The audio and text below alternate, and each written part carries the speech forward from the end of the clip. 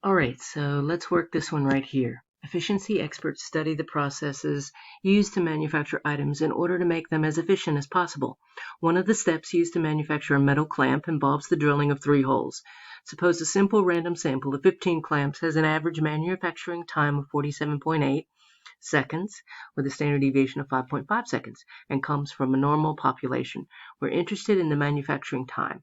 All right, so you seem to be finding that the parameter is the average. Getting that all right. Now we can work this problem because notice that it comes from a normal population. So you want to choose normality is given there. All right, now what is the point estimate? For the mean population, we're going to have X bar, and you're getting that part all right. All right, so what is the standard deviation of the sample distribution of the sampling means? All right, so to get the standard deviation for the sampling distribution, we take our population standard deviation of 5.5 and divide it by the square root of the sample size. So 5.5 divided by the square root of 15. So let's take that to another sheet of paper. And so 5.5 divided by the square root of 15. And if we put that into our calculator, that ends up being 1.420093893.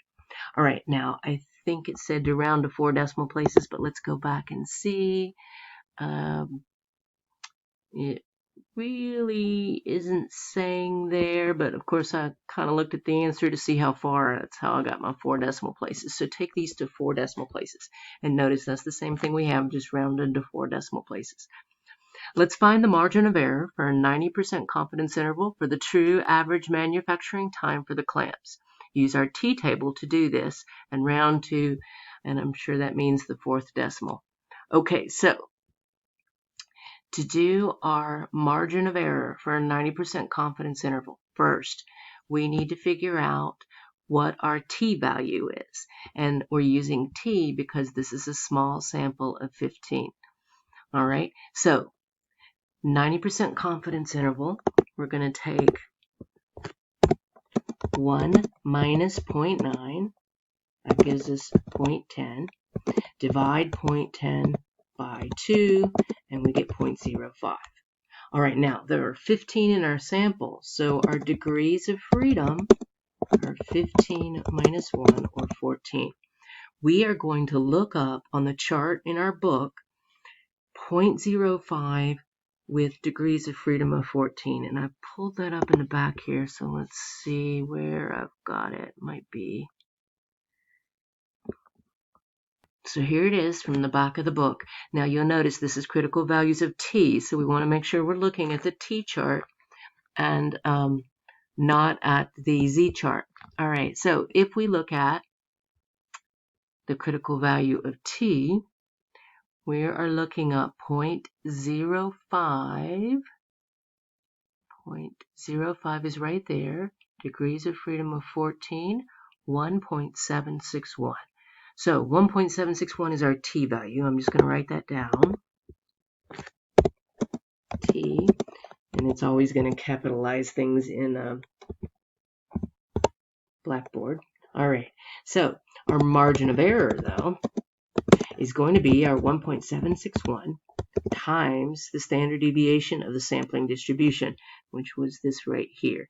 Now, since in our answer we rounded this off to 4.201, let's use that because that will be how they've rounded things. So if we put that into our calculator, that ends up being, and again, I'm going to round to 4 decimal places because that's what it said, so it ends up being 2.5008.